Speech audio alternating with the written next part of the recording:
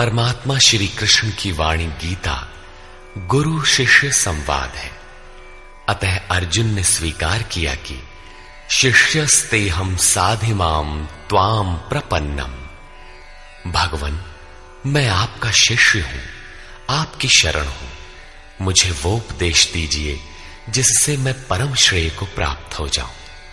अतः उस परम गुरु के चरणों में गीता आरंभ करने से पूर्व ये स्तुति गुरु वंदना प्रस्तुत की जा रही है। ओम श्री सद्गुरुदेव भगवान की जय।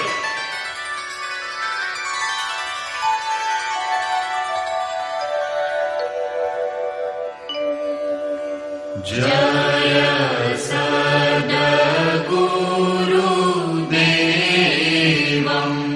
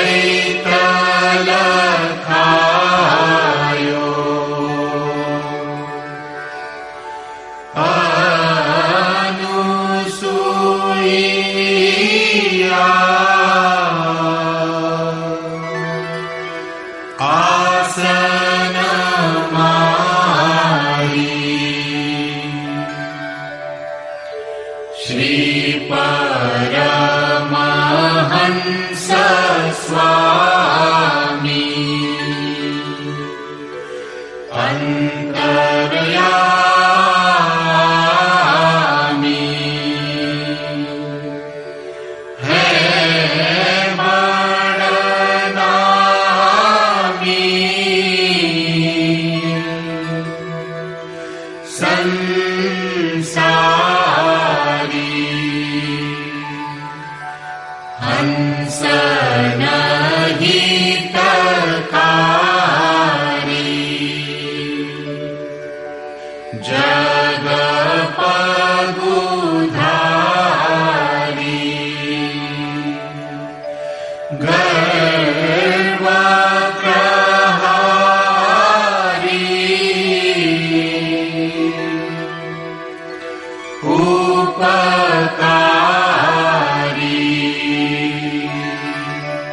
सत पंथ चलायो भरम मिटायो रूप लखायो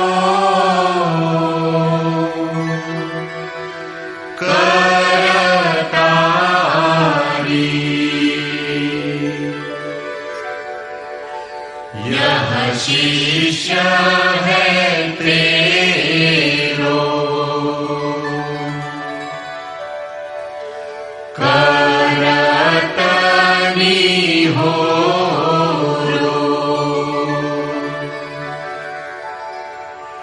मोह पर हेरो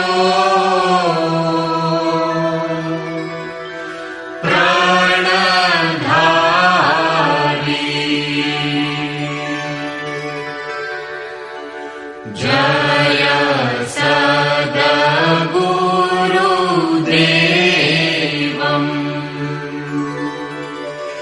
परमानन्दम् अमर शरीरम्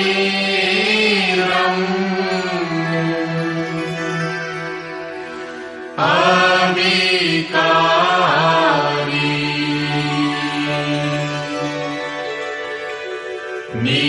निरगुण निरमूलम्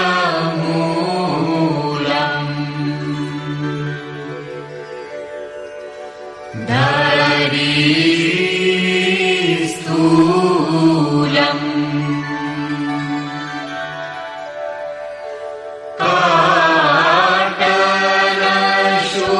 काटलशूलम् भवभारी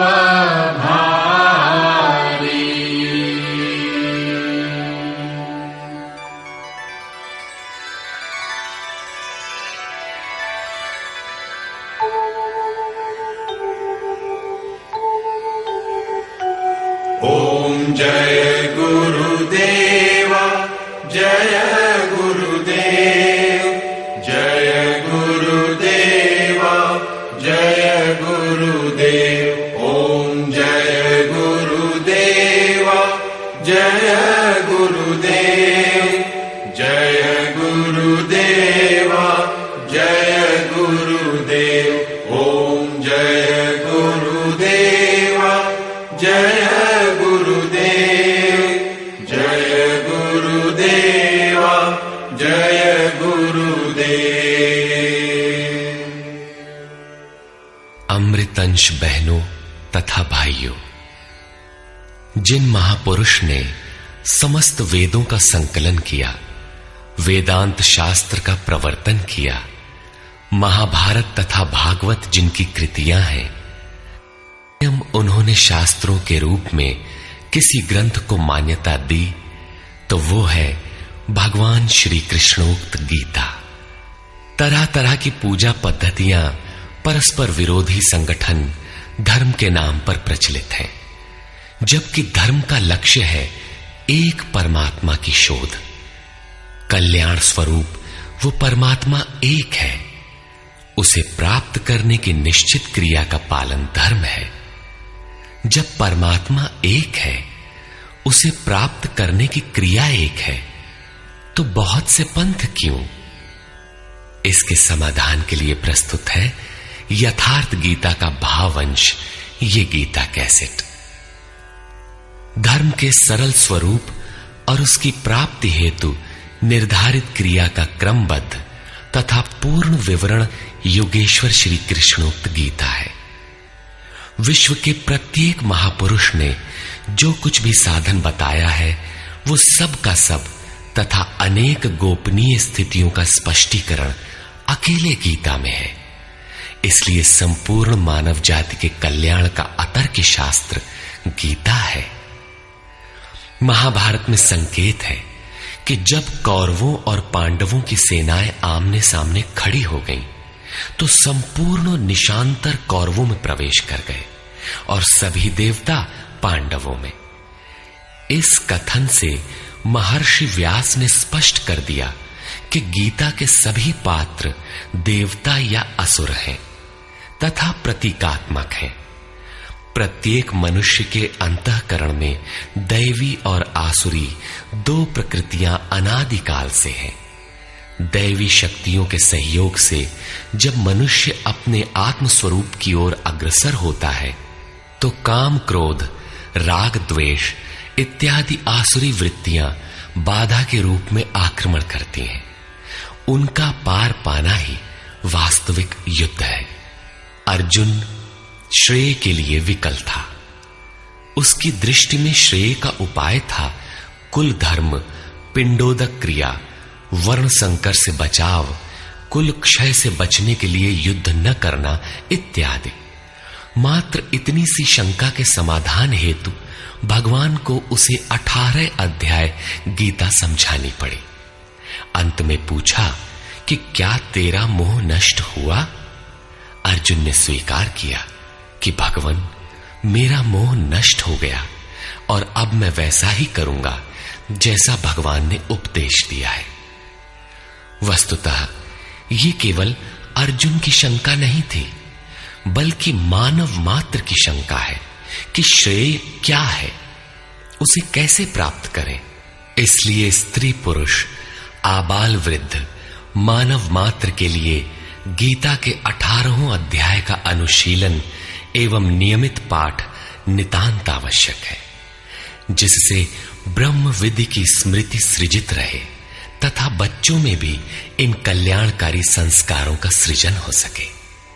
इस गीता ज्ञान के बिना कोई भी मनुष्य उस ईश्वर के पथ पर नहीं चल सकता। अक्षय सुख, शाश्वत शांति, लोक में समृद्धि तथा मूल शंका समाधान हेतु इन कैसेटों का संकलन किया गया है। इसके नियमित श्रवण से संपूर्ण परिवार तथा स्वजन समुदाय को सुसंस्कृत करें। संसार में कहीं भी मनुष्य हो, उसके लिए गीता सदैव अमृत वाहिनी है। गीता आपका शास्त्र है। गौरव का विषय है कि 5000 वर्ष से भी अधिक अंतराल के बाद श्री कृष्ण का यथार्थ गायन आपके सम्मुख है। जन्म जन्मांतर की रूढ़ियों से ग्रस्त मस्तिष्क को स्वच्छ कर चिंतन के प्रशस्त पथ पर चलने के लिए इन कैसेटों का प्रसारण प्रातः अवश्य करें।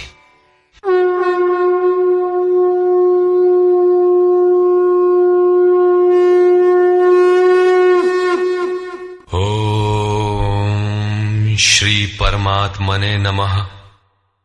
यथार्थ गीता, श्रीमद् भगवत गीता, अथ प्रथमो अध्यायः।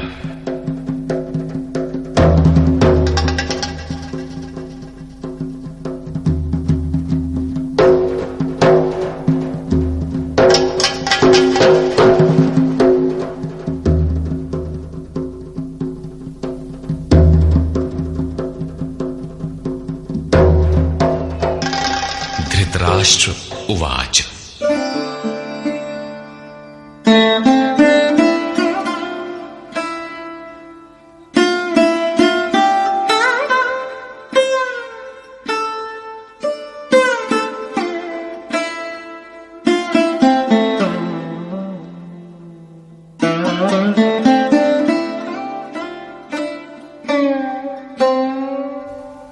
धर्मक्षेत्रे कुरुक्षेत्रे समवेता युयुत्सवः मामकाः पाण्डवाश्चैव किमकुर्वत संजय।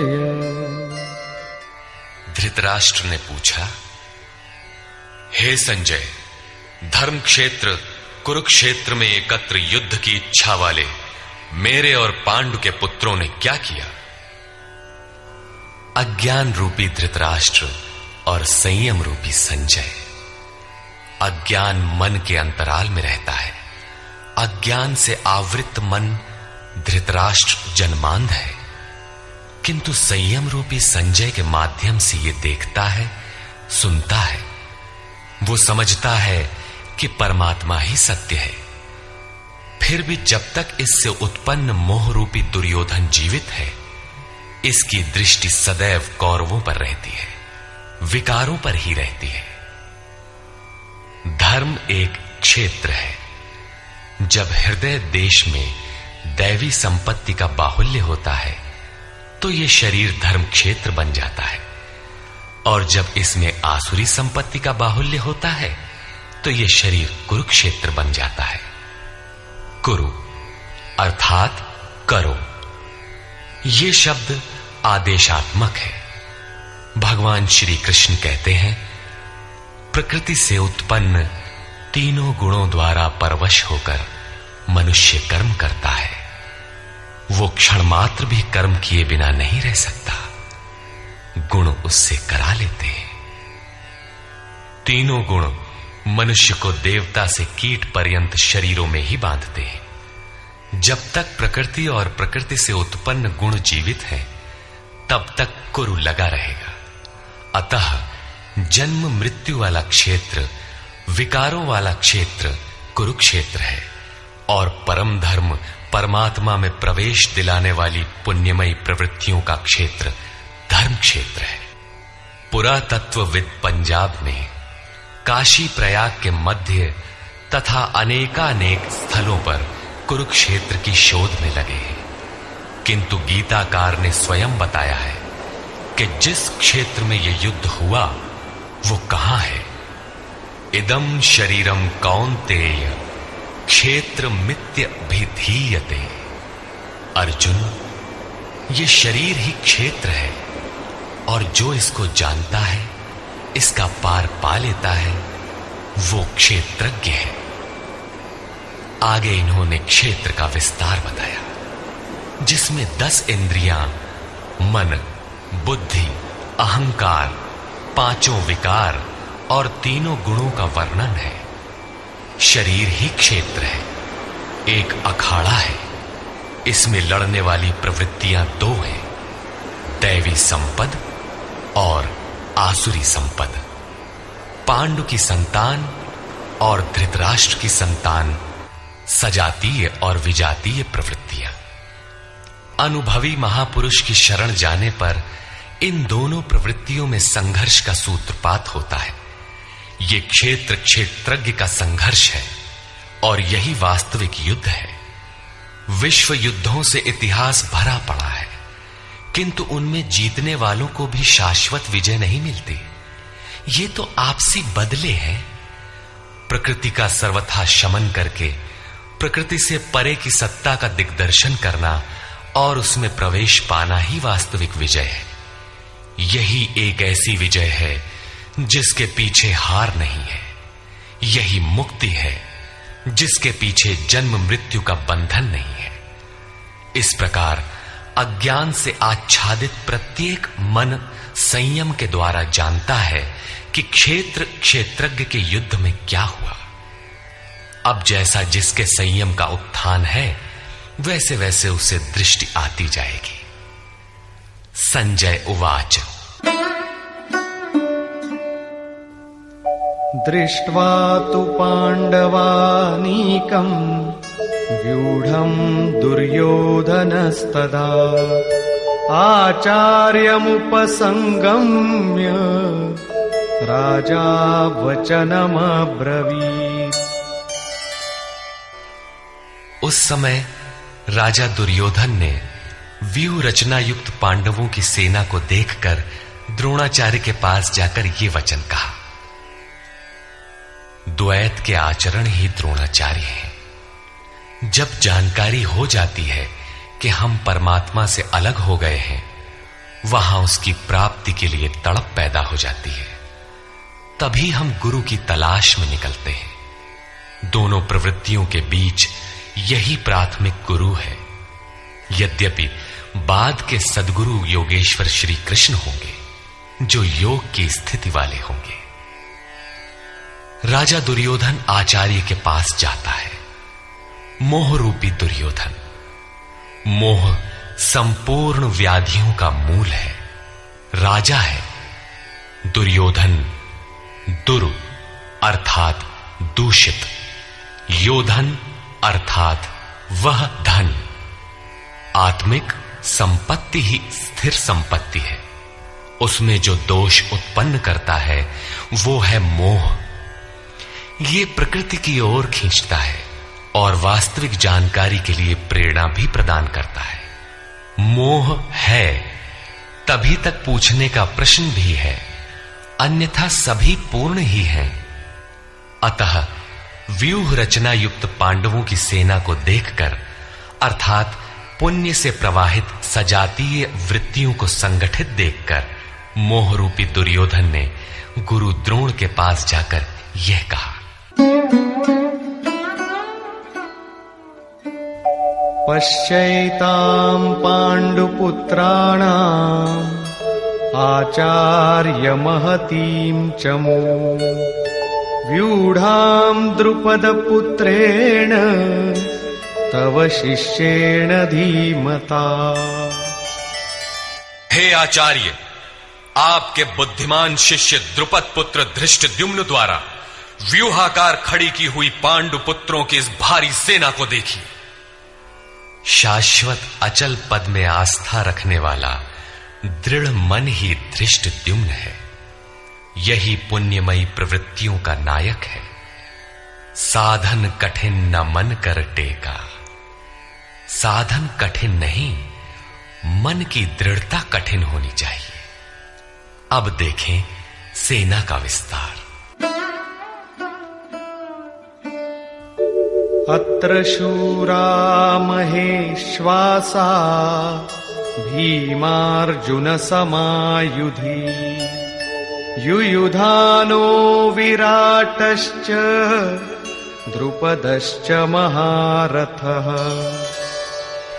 इस सेना में महेश्वासा, महान ईश में वास दिलाने वाले भाव रूपी भीम, अनुराग रूपी अर्जुन के समान बहुत से शूरवीर, जैसे सात्विकता रूपी सात्यकी, विराट सर्वत्र ईश्वरी प्रवाह की धारणा, महारथी राजा द्रुपद अर्थात अचल स्थिति, तथा धृष्टकेतुश्चेकितानः काशीराजश्च वीर्यवान् पुरुजित् कुन्तिभोजश्च शैब्यश्च नरपुंगवः। धृष्टकेतु दृढ़ कर्तव्य, चेकितानः जहां भी जाए वहां से चित्त को खींचकर इष्ट में स्थिर करना, काशीराजः काया रूपी काशी में ही वो साम्राज्य है, पुरुजित स्थूल सूक्ष्म और कारण शरीरों पर विजय दिलाने वाला पुरुजित, कुंती भोजः कर्तव्य से भव पर विजय, नरों में श्रेष्ठ शैव्य अर्थात सत्य व्यवहार। युधामन्युश्च विक्रान्तः उत्तमौजाश्च वीर्यवान् सौभद्रो द्रौपदेयाश्च सर्व एव महारथाः।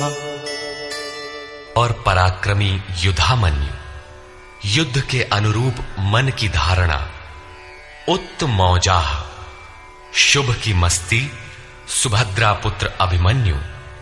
जब शुभ आधार आ जाता है तो मन भय से रहित हो जाता है। ऐसा शुभ आधार से उत्पन्न अभय मन, ध्यान रूपी द्रौपदी के पांचों पुत्र, वात्सल्य, लावण्य, सौम्यता, स्थिरता, सहृदयता, सब के सब महारथी है। साधन पथ पर संपूर्ण योग्यता के साथ चलने की क्षमताएं हैं। इस प्रकार दुर्योधन ने पांडव पक्ष के 15-20 नाम गिनाए, जो दैवी संपद के महत्वपूर्ण अंग है। विजातीय प्रवृत्ति का राजा होते हुए भी मोह ही सजातीय प्रवृत्तियों को समझने के लिए बाध्य करता है। दुर्योधन अपना पक्ष संक्षेप में कहता है, यदि कोई बाह्य युद्ध होता तो अपनी फौज बढ़ा चढ़ा कर गिनाता, विकार कम गिनाए गए, क्योंकि उन पर विजय पाना है, वे नाशवान हैं। केवल 5-7 विकार बताए गए, जिनके अंतराल में संपूर्ण बहिर्मुखी प्रवृत्ति विद्यमान है, जैसे अस्माकं तु विशिष्टाये तान्निबोध द्विजोत्तम नायका मम सैन्यस्य संज्ञार्थं तान् ब्रवीमि ते। द्विजोत्तम, हमारे पक्ष में जो जो प्रधान हैं उन्हें भी आप समझ लें। आपको जानने के लिए मेरी सेना के जो नायक हैं उनको कहता हूं। बाह्य युद्ध में सेनापति के लिए द्विजोत्तम संबोधन असामयिक है। वस्तुतः गीता अंतःकरण की 2 प्रवृत्तियों का संघर्ष है, जिसमें द्वैत का आचरण ही द्रोण है। जब तक हम लेश मात्र भी आराध्य से अलग हैं, तब तक प्रकृति विद्यमान है, द्वैत बना है। इस द्वि पर जय पाने की प्रेरणा प्रथम गुरु द्रोणाचार्य से मिलती है। अधूरी शिक्षा ही पूर्ण जानकारी के लिए प्रेरणा प्रदान करती है। वो पूजा स्थली नहीं, वहां शौर्य सूचक संबोधन होना चाहिए। विजातीय प्रवृत्ति के नायक कौन कौन हैं?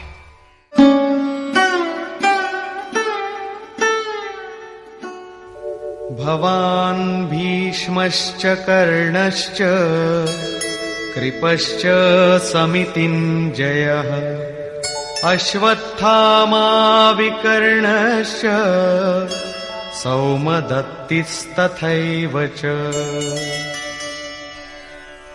एक तो स्वयं आप द्वैत के आचरण रूपी द्रोणाचार्य हैं। भ्रम रूपी पितामह भीष्म है। भ्रम इन विकारों का उद्गम है, अंत तक जीवित रहता है, इसलिए पितामह है। समूची सेना मर गई, ये जीवित था। शरशैया पर अचेत था, फिर भी जीवित था। ये है भ्रम रूपी भीष्म। भ्रम अंत तक रहता है। इसी प्रकार विजातीय कर्म रूपी कर्ण तथा संग्राम विजयी कृपाचार्य है। साधनावस्था में साधक द्वारा कृपा का आचरण ही कृपाचार्य है। भगवान कृपाधाम है और प्राप्ति के पश्चात संत का भी वही स्वरूप है। किंतु साधन काल में जब तक हम अलग हैं, परमात्मा अलग है। विजातीय प्रवृत्ति जीवित है, मोहमयी घिराव है। ऐसी परिस्थिति में साधक यदि कृपा का आचरण करता है तो वो नष्ट हो जाता है। सीता ने दया की तो कुछ काल लंका में प्रायश्चित करना पड़ा। विश्वामित्र दयार्द्र हुए, पतित होना पड़ा। योग सूत्रकार महर्षि पतंजलि भी यही कहते हैं, ते समाधा वुपसर्गा व्युत्थाने सिद्धयः। व्युत्थान काल में सिद्धियां प्रकट होती हैं, वे वास्तव में सिद्धियां हैं, किंतु कैवल्य प्राप्ति के लिए उतनी ही बड़ी विघ्न है जितने काम, क्रोध, लोभ, मोह इत्यादि। गोस्वामी तुलसीदास का भी यही निर्णय है। माया अनेक विघ्न करती है, रिद्धियां प्रदान करती है, यहां तक कि सिद्ध बना देती है। ऐसी अवस्था वाला साधक बगल से निकल भर जाए, मरणासन रोगी भी जी उठेगा। वो भले ठीक हो जाए, किंतु साधक उसे अपनी देन मान बैठे तो नष्ट हो जाएगा। एक रोगी के स्थान पर हजारों रोगी घेर लेंगे। भजन चिंतन का क्रम अवरुद्ध हो जाएगा और उधर बहकते बहकते प्रकृति का बाहुल्य हो जाएगा। यदि लक्ष्य दूर है और साधक कृपा करता है तो कृपा का अकेला आचरण ही समितिंजय समूची सेना को जीत लेगा। इसलिए साधक को पूर्ति पर्यंत इससे सतर्क रहना चाहिए। दया बिनु संत कसाई, दया करी तो आफत आई। लेकिन अधूरी अवस्था में यह विजातीय प्रवृत्ति का दुर्धर्ष योद्धा है। इसी प्रकार आसक्ति रूपी अश्वत्थामा, विकल्प रूपी विकर्ण और भ्रममयी श्वास ही भूरिश्रवा है। ये सभी बहिर्मुखी प्रवाह के नायक हैं।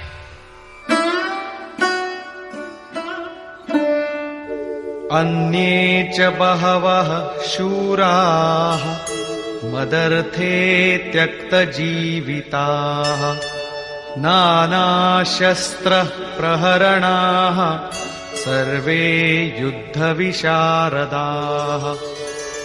और भी बहुत से शूरवीर अनेक शस्त्रों से युक्त मेरे लिए जीवन की आशा को त्याग कर युद्ध में डटे हैं। सभी मेरे लिए प्राण त्यागने वाले हैं, किंतु उनकी कोई ठोस गणना नहीं है। अब कौन सी सेना किन भावों द्वारा सुरक्षित है, इस पर कहते हैं अपर्याप्तं तदस्माकं बलं भीष्माभिरक्षितम् पर्याप्तं त्विदमेतेषां बलं भीमाभिरक्षितम्।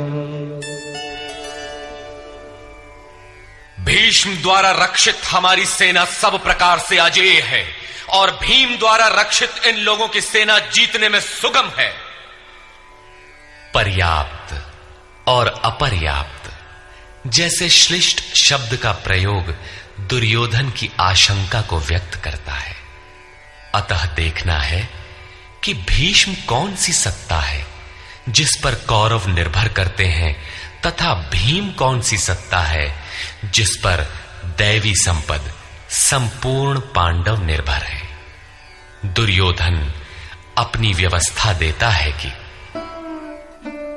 अयनेषु च सर्वेषु यथा भागमवस्थिताः भीष्ममेवाभिरक्षन्तु भवन्तः सर्व एव हि। इसलिए सब मोर्चों पर अपनी अपनी जगह स्थित रहते हुए आप लोग सब के सब भीष्म की ही सब ओर से रक्षा करें। यदि भीष्म है तो हम अजेय हैं, इसलिए आप पांडवों से न लड़कर केवल भीष्म की ही रक्षा करें।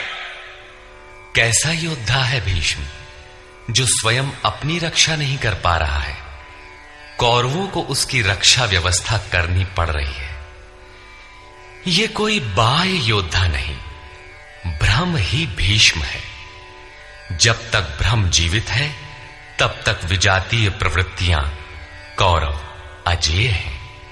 अजेय का यह अर्थ नहीं कि जिसे जीता ही ना जा सके, बल्कि अजेय का अर्थ दुर्जय है, जिसे कठिनाई से जीता जा सकता हो।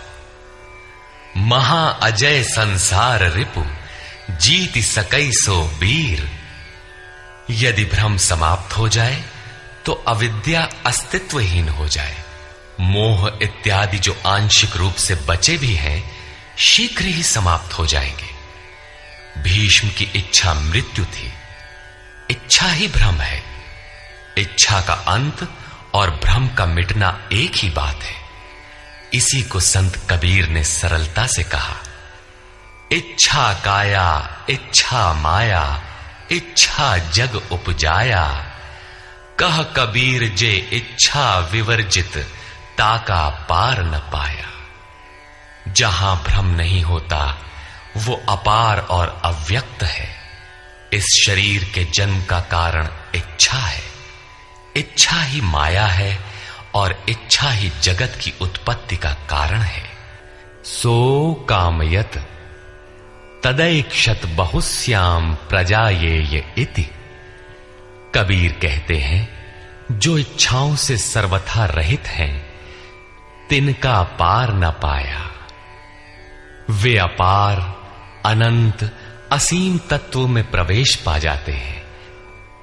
यो कामो निष्काम आप्त काम आत्म कामो न तस्य प्राणा उत्क्रामंति ब्रह्म व सन ब्रह्माप्येति। जो कामनाओं से रहित आत्मा में स्थिर आत्म स्वरूप है, उसका कभी पतन नहीं होता। वो ब्रह्म के साथ एक हो जाता है। आरंभ में इच्छाएं अनंत होती हैं और अंततो गत्वा परमात्म प्राप्ति की इच्छा शेष रहती है। जब ये इच्छा भी पूरी हो जाती है, तब इच्छा भी मिट जाती है। यदि उससे भी बड़ी कोई वस्तु होती तो आप उसकी इच्छा अवश्य करते। जब उससे आगे कोई वस्तु है ही नहीं, तो इच्छा किसकी होगी? जब प्राप्त होने योग्य कोई वस्तु अप्राप्त न रह जाए, तो इच्छा भी समूल नष्ट हो जाती है और इच्छा के मिटते ही ब्रह्म का सर्वथा अंत हो जाता है। यही भीष्म की इच्छा मृत्यु है। भीम द्वारा रक्षित इन लोगों की सेना जीतने में सुगम है। भाव रूपी भीम भावे विद्यते देवः। भाव में वो क्षमता है कि अविदित परमात्मा भी विदित हो जाता है। भाववस्य भगवान सुख निधान करुणा अयन। श्री कृष्ण ने इसे श्रद्धा कहकर संबोधित किया है। भाव में वो क्षमता है कि भगवान को भी वश में कर लेता है। भाव से ही संपूर्ण पुण्यमयी प्रवृत्ति का विकास है। ये पुण्य का संरक्षक है तो इतना बलवान कि परम देव परमात्मा को संभव बनाता है, किंतु साथ ही इतना कोमल भी है कि आज भाव है तो कल अभाव में बदलते देर नहीं लगती। इष्ट में लेश मात्र भी त्रुटि प्रतीत होने पर भाव डगमगा जाता है। पुण्यमयी प्रवृत्ति विचलित हो उठती है, इष्ट से संबंध टूट जाता है। इसलिए भीम द्वारा रक्षित इन लोगों की सेना जीतने में सुगम है। महर्षि पतंजलि का भी यही निर्णय है। स तु दीर्घ काल नैरंतर्य सत्कारा सेवितो दृढ़ भूमि। दीर्घ काल तक निरंतर श्रद्धा भक्ति पूर्वक किया हुआ साधन ही दृढ़ हो पाता है।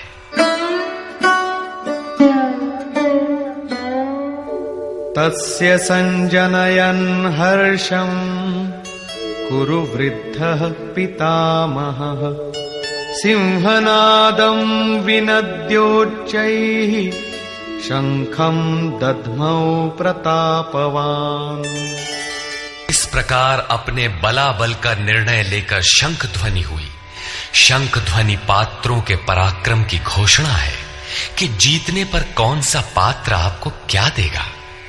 कौरवों में वृद्ध प्रतापवान पितामह भीष्म ने उस दुर्योधन के हृदय में हर्ष उत्पन्न करते हुए उच्च स्वर से सिंहनाद के समान भयप्रद शंख बजाया। सिंह प्रकृति से भयावह पहलू का प्रतीक है। घोर जंगल के नीरव एकांत में शेर की दहाड़ कान में पड़ जाए तो रोंगटे खड़े हो जाएंगे, हृदय कांपने लगेगा। यद्यपि शेर आपसे मीलों दूर है। भय प्रकृति में होता है, परमात्मा में नहीं। वो तो अभय सत्ता है। भ्रम रूपी भीष्म यदि विजयी होता है तो प्रकृति के जिस भयारण्य में आप हैं, उससे भी अधिक भय के आवरण में बांध देगा। भय की एक परत और बढ़ जाएगी। भय का आवरण घना हो उठेगा। ये भ्रम इसके अतिरिक्त और कुछ नहीं दे सकेगा। अतः प्रकृति से निवृत्ति ही गंतव्य का मार्ग है। संसार में प्रवृत्ति तो भवाटवी है, घोर अंधकार की छाया है। इसके आगे कौरवों की कोई घोषणा नहीं है। कौरवों की ओर से कई बाजे एक साथ बजे, किंतु कुल मिलाकर वे भी भय ही प्रदान करते हैं, इससे अधिक कुछ नहीं। प्रत्येक विकार कुछ न कुछ भय तो देता ही है। इसलिए उन्होंने भी घोषणा की, ततः शंखाश्च भैर्यश्च पणवानक गोमुखाः सहसैवाभ्यहन्यन्त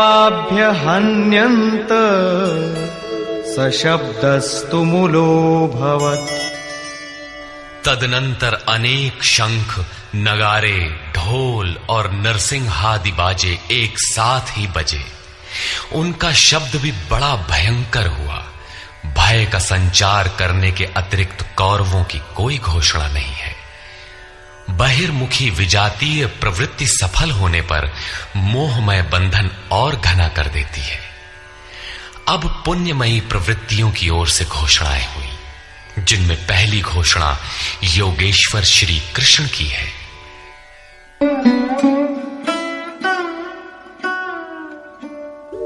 ततः श्वेतैर्हयैर्युक्ते महती स्यन्दने स्थितौ माधव पाण्डवश्चैव दिव्यौ शंखौ प्रदध्मतु। इसके उपरांत श्वेत घोड़ों से युक्त, जिनमें लेश मात्र कालिमा दोष नहीं है, श्वेत सात्विक निर्मलता का प्रतीक है। महति स्यन्दने, महान रथ पर बैठे हुए योगेश्वर श्री कृष्ण और अर्जुन ने भी अलौकिक शंख बजाए। अलौकिक का अर्थ है लोकों से परे।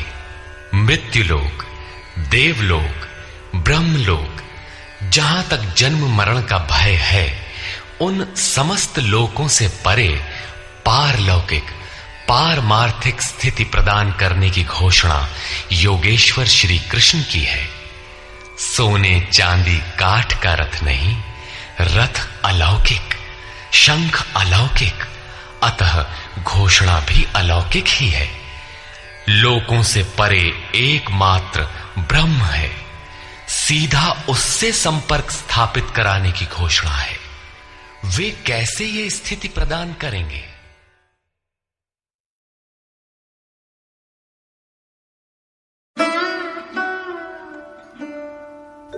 पांचजन्यं ऋषिकेशो देवदत्तं धनञ्जयः पौंड्रं दध्मौ महाशंखं भीमकर्मावृकोदरः।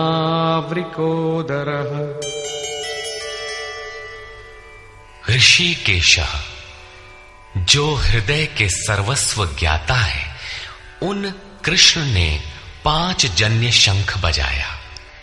पांचों ज्ञानेंद्रियों को पंच तन्मात्राओं शब्द, स्पर्श, रूप, रस, गंध के रसों से समेटकर अपने जन भक्त की श्रेणी में ढालने की घोषणा की। विकराल रूप से बहकती हुई इंद्रियों को समेटकर उन्हें अपने सेवक की श्रेणी में खड़ा कर देना हृदय से प्रेरक सद्गुरु की देन है। श्री कृष्ण एक योगेश्वर सद्गुरु थे। शिष्यस्ते हम, भगवन मैं आपका शिष्य हूं। बाह्य विषय वस्तुओं को छोड़कर ध्यान में इष्ट के अतिरिक्त दूसरा न देखें, दूसरा न सुने, न दूसरे का स्पर्श करें। ये सद्गुरु के अनुभव संचार पर निर्भर करता है।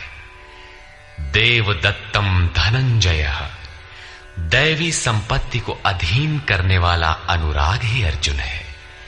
इष्ट के अनुरूप लगाव, जिसमें विरह, वैराग्य, अश्रुपात हो। गदगद गिरा नयन बह नीरा, रोमांच हो। इष्ट के अतिरिक्त अन्य विषय वस्तु का लेश मात्र टकराव न होने पाए, उसी को अनुराग कहते हैं। यदि ये सफल होता है तो परम देव परमात्मा में प्रवेश दिलाने वाली दैवी संपद पर आधिपत्य प्राप्त कर लेता है। इसी का दूसरा नाम धनंजय भी है। एक धन तो बाहरी संपत्ति है, जिससे शरीर निर्वाह की व्यवस्था होती है। आत्मा से इसका कोई संबंध नहीं है। इससे परे स्थिर आत्मिक संपत्ति ही निज संपत्ति है। बृहदारण्य कोपनिषद में याज्ञवल्क्य ने मैत्रेयी को यही समझाया कि धन से संपन्न पृथ्वी के स्वामित्व से भी अमृतत्व की प्राप्ति नहीं हो सकती। उसका उपाय आत्मिक संपत्ति है। भयानक कर्म वाले भीमसेन ने पौंड्र अर्थात प्रीति नामक महाशंख बजाया। भाव का उद्गम और निवास स्थान हृदय है, इसलिए इसका नाम वृकोदर है। आपका भाव लगाव बच्चे में होता है, किंतु वस्तुतः वो लगाव आपके हृदय में है, जो बच्चे में जाकर मूर्त होता है। ये भाव अथाह और महान बलशाली है। उसने प्रीति नामक महाशंख बजाया। भाव में ही वो प्रीति निहित है, इसीलिए भीम ने पौंड्र प्रीति नामक महाशंख बजाया। भाव महान बलवान है, किंतु प्रीति संचार के माध्यम से। हरि व्यापक सर्वत्र समाना, प्रेम ते प्रकट हो ही मैं जाना। अनंत विजयम् राजा कुंती पुत्रो युधिष्ठिरः नकुलः सहदेवश्च सुघोषमणिपुष्पकौ। कुंती पुत्र राजा युधिष्ठिर ने अनंत विजय नामक शंख बजाया। कर्तव्य रूपी कुंती और धर्म रूपी युधिष्ठिर। धर्म पर स्थिरता रहेगी तो अनंत विजयम, अनंत परमात्मा में स्थिति दिलाएगा। युद्धे स्थिरः सह युधिष्ठिरः। प्रकृति पुरुष क्षेत्र क्षेत्रज्ञ के संघर्ष में स्थिर रहता है, महान दुख से भी विचलित नहीं होता। तो एक दिन जो अनंत है, जिसका अंत नहीं है, वो है परम तत्व परमात्मा, उस पर विजय दिला देता है। नियम रूपी नकुल ने सुघोष नामक शंख बजाया। ज्यों ज्यों नियम उन्नत होगा, अशुभ का शमन होता जाएगा, शुभ घोषित होता जाएगा। सत्संग रूपी सहदेव ने मणि पुष्पक शंख बजाया। मनीषियों ने प्रत्येक श्वास को बहुमूल्य मणि की संज्ञा दी है। हीरा जैसी श्वासा बातों में बीती जाए। एक सत्संग तो वो है जो आप सत्पुरुषों की वाणी से सुनते हैं, किंतु यथार्थ सत्संग आंतरिक है। श्री कृष्ण के अनुसार आत्मा ही सत्य है, सनातन है। चित्त सब ओर से सिमटकर आत्मा की संगत करने लगे, यही वास्तविक सत्संग है। ये सत्संग चिंतन, ध्यान और समाधि के अभ्यास से संपन्न होता है। ज्यों-ज्यों सत्य के सान्निध्य में सुरत टिकती जाएगी, त्यों-त्यों एक एक श्वास पर नियंत्रण मिलता जाएगा। मन सहित इंद्रियों का निरोध होता जाएगा। जिस दिन सर्वथा निरोध होगा, वस्तु प्राप्त हो जाएगी। वाद्य यंत्रों की तरह चित्त का आत्मा के स्वर में स्वर मिलाकर संगत करना ही सत्संग है। बाह्य मणि कठोर है, किंतु श्वास मणि पुष्प से भी कोमल है। पुष्प तो विकसित होने या टूटने पर कुम्हलाता है, किंतु आप अगले श्वास तक जीवित रहने की गारंटी नहीं दे सकते। किंतु सत्संग सफल होने पर प्रत्येक श्वास पर नियंत्रण दिलाकर परम लक्ष्य की प्राप्ति करा देता है। इसके आगे पांडवों की कोई घोषणा नहीं है, किंतु प्रत्येक साधन कुछ न कुछ निर्मलता के पथ में दूरी तय करता है। आगे कहते हैं,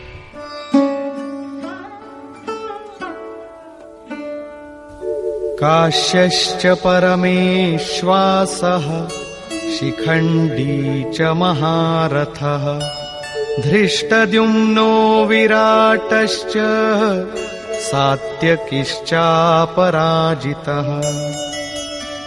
काया रूपी काशी। पुरुष जब सब ओर से मन सहित इंद्रियों को समेटकर काया में ही केंद्रित करता है, तो परमेश्वासः परम ईश में वास का अधिकारी हो जाता है। परम ईश में वास दिलाने में सक्षम काया ही काशी है। काया में ही परम ईश का निवास है। परमेश्वास का अर्थ श्रेष्ठ धनुष वाला नहीं, बल्कि परम धन ईश धन वास है। शिखा सूत्र का त्याग ही शिखंडी है। आजकल लोग सिर के बाल कटा लेते हैं और सूत्र के नाम पर गले की जनेऊ हटा लेते हैं, अग्नि जलाना छोड़ देते हैं। हो गया सन्यास उनका। नहीं, वस्तुतः शिखा लक्ष्य का प्रतीक है जिसे आपको पाना है, और सूत्र है संस्कारों का। जब तक आगे परमात्मा को पाना शेष है, पीछे संस्कारों का सूत्रपात लगा हुआ है, तब तक त्याग कैसा, सन्यास कैसा? अभी तो चलने वाले पथिक हैं। जब प्राप्तव्य प्राप्त हो जाए, पीछे लगे हुए संस्कारों की डोर कट जाए, ऐसी अवस्था में ब्रह्म सर्वथा शांत हो जाता है। इसलिए शिखंडी ही ब्रह्म रूपी भीष्म का विनाश करता है। शिखंडी चिंतन पथ की विशिष्ट योग्यता है, महारथी है। धृष्टद्युम्न दृढ़ और अचल मन तथा विराटः सर्वत्र विराट ईश्वर का प्रसार देखने की क्षमता इत्यादि दैवी संपद के प्रमुख गुण हैं। सात्विकता ही सात्य की है। सत्य के चिंतन की प्रवृत्ति अर्थात सात्विकता यदि बनी है तो कभी गिरावट नहीं आने पाएगी, इस संघर्ष में पराजित नहीं होने देगी। द्रुपदो द्रौपदेयाश्च सर्वशः पृथिवीपते सौभद्रश्च महाबाहुः शंखान् दद्मुः पृथक् पृथक्। अचल पददायक द्रुपद और ध्यान रूपी द्रौपदी के पांचों पुत्र सहृदयता, वात्सल्य, लावण्य, सौम्यता इत्यादि साधन में महान सहायक महारथी हैं तथा बड़ी भुजा वाला अभिमन्यु, इन सब ने पृथक पृथक शंख बजाए। भुजा कार्यक्षेत्र का प्रतीक है। जब मन भय से रहित हो जाता है तो उसकी पहुंच दूर तक हो जाती है। हे राजन, इन सब ने अलग अलग शंख बजाए, कुछ न कुछ दूरी सभी तय कराते हैं। इनका पालन आवश्यक है, इसलिए इनके नाम गिनाए। इसके अतिरिक्त कुछ दूरी ऐसी भी है जो मन बुद्धि से परे है। भगवान स्वयं ही अंतःकरण में विराज कर तय कराते हैं। इधर दृष्टि बनकर आत्मा से खड़े हो जाते हैं और सामने स्वयं खड़ा होकर अपना परिचय करा लेते हैं। सघोषोधार्तराष्ट्राणाम् हृदयानि व्यदारयत् नभश्च पृथिवीं चैव तुमुलो व्यनुनादयन्। उस घोर शब्द ने आकाश और पृथ्वी को भी शब्दायमान करते हुए धृतराष्ट्र पुत्रों के हृदय विदीर्ण कर दिए। सेना तो पांडवों की ओर भी थी, किंतु हृदय विदीर्ण हुए धृतराष्ट्र पुत्रों के। वस्तुतः पांचजन्य दैवी शक्ति पर आधिपत्य, अनंत पर विजय, अशुभ का शमन और शुभ की घोषणा धारावाही होने लगे तो कुरुक्षेत्र आसुरी संपद, बहिर्मुखी प्रवृत्तियों का हृदय विदीर्ण हो जाएगा। उनका बल शनैः शनैः क्षीण होने लगता है। सर्वथा सफलता मिलने पर मोहमयी प्रवृत्तियां सर्वथा शांत हो जाती हैं।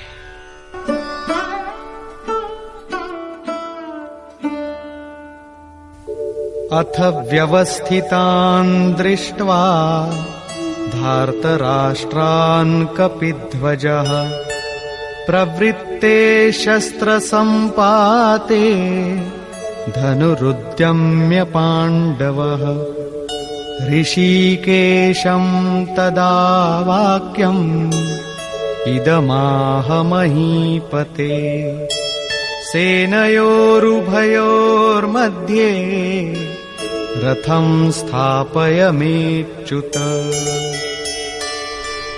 संयम रूपी संजय ने अज्ञान से आवृत मन को समझाया कि हे राजन, उसके उपरांत कपिध्वजः वैराग्य रूपी हनुमान, वैराग्य ही ध्वज है जिसका, ध्वज राष्ट्र का प्रतीक माना जाता है।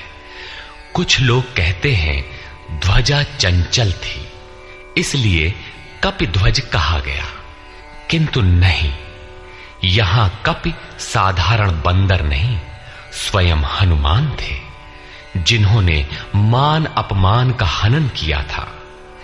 सममान निरादर आदरहीन। प्रकृति की देखी सुनी वस्तुओं से, विषयों से राग का त्याग ही वैराग्य है।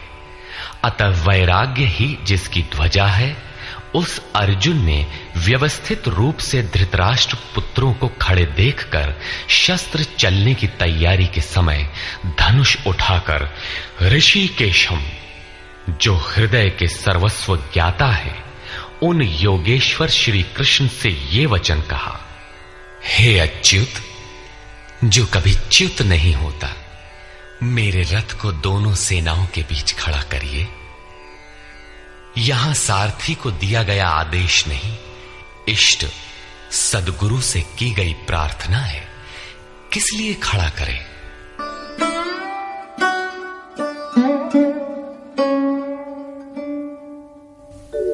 यावदेतान्निरीक्षेऽहम् योद्धुकामानवस्थितान् कैर्मया सह योद्धव्यम् अस्मिन् रणसमुद्यमे। जब तक मैं इन स्थित हुए युद्ध की कामना वालों को अच्छी प्रकार देख न लूं कि इस युद्ध के उद्योग में मुझे किन किन के साथ युद्ध करना योग्य है, इस युद्ध व्यापार में मुझे किन किन के साथ युद्ध करना है। योत्स्यमानानवेक्षेऽहम् य एतेऽत्र समागताः धार्तराष्ट्रस्य दुर्बुद्धेर्युद्धे प्रियचिकीर्षवः। दुर्बुद्धि दुर्योधन का युद्ध में कल्याण चाहने वाले जो ये राजा लोग इस सेना में आए हैं, उन युद्ध करने वालों को मैं देखूंगा, इसलिए खड़ा करें। मोह रूपी दुर्योधन, मोहमयी प्रवृत्तियों का कल्याण चाहने वाले जो राजा इस युद्ध में आए हैं, उनको मैं देख लूं। संजय उवाच।